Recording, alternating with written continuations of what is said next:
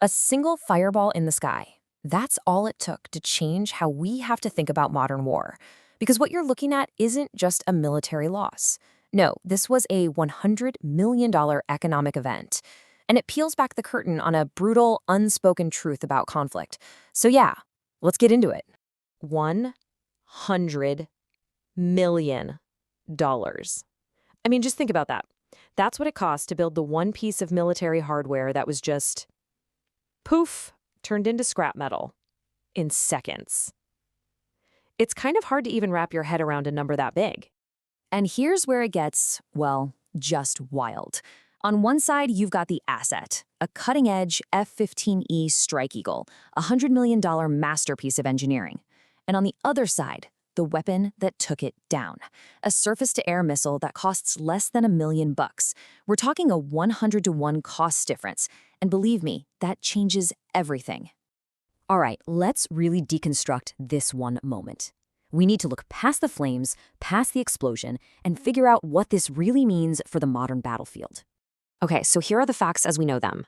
A U.S. F-15E Strike Eagle was reportedly shot down over Iran. And this isn't just any plane. It's one of the most advanced fighters on the planet, built for the most dangerous missions. And of course, there's the human cost, which is just immediate. One crew member was rescued, but another is still missing.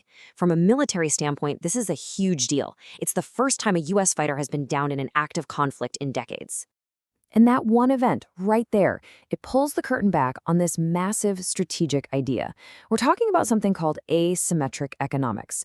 Basically, the core idea is that it's just so much cheaper to destroy something than it is to build it. Right, the fancy term for this is cost imbalance warfare. And it really is a total game changer. Think about it. It's a strategy where a smaller, less powerful force can use pretty cheap tech to cause absolutely devastating financial and military damage to a much bigger opponent. How? By going after their most expensive toys. You know, this really is a fundamental shift in how war is fought. Back in the day, traditional warfare was all about mass.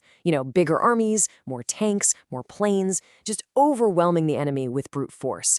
But modern warfare, it's all about leverage. The focus is now on smarter technology and, yeah, cheaper strategies.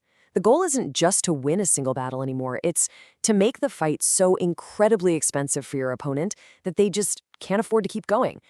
So the new rulebook is pretty clear. You don't have to be stronger anymore. You just need to be smarter and a whole lot cheaper. Okay, but let's follow the money now. Because a fireball in the sky doesn't just make ripples on the battlefield.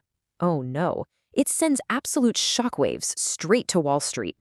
So whenever things get shaky around the world, you see investors start running towards what they consider safe bets. And there's one industry that almost always gets a big boost: defense.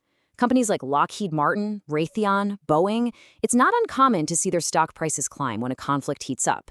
And the logic behind that, as cold as it is brutally simple. Because every single jet that gets destroyed, well, that means another one needs to be built. Destruction in this world creates demand. And that brings us to a pretty uncomfortable place, doesn't it? We have to start talking about the business of war itself. And you have to ask, who really profits when a $100 million jet falls out of the sky? Well, the process is usually pretty straightforward. Step 1, a conflict gets worse. Step 2, governments get nervous and throw more money into their military budgets. Step 3, that money gets handed out in massive contracts to defense companies to build new stuff. And the result of all that, Step 4, shareholder value goes up.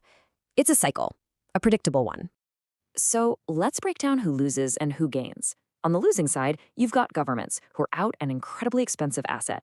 You've got taxpayers, that's us, who have to pay to replace it. And most importantly, you have soldiers who are putting their lives on the line.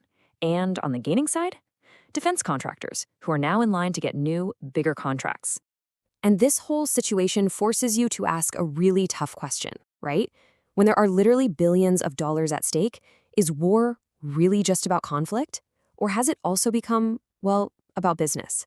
All of this is pointing to a brand new reality.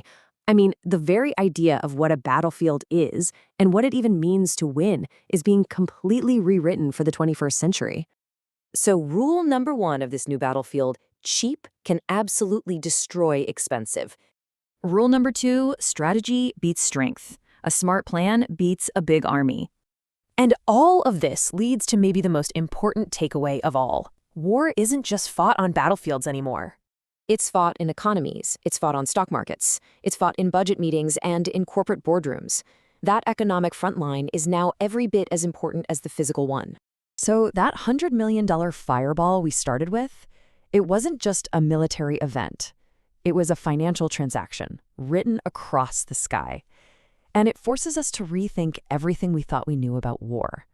Because in this new age, maybe, just maybe, victory isn't about who wins, it's about who profits.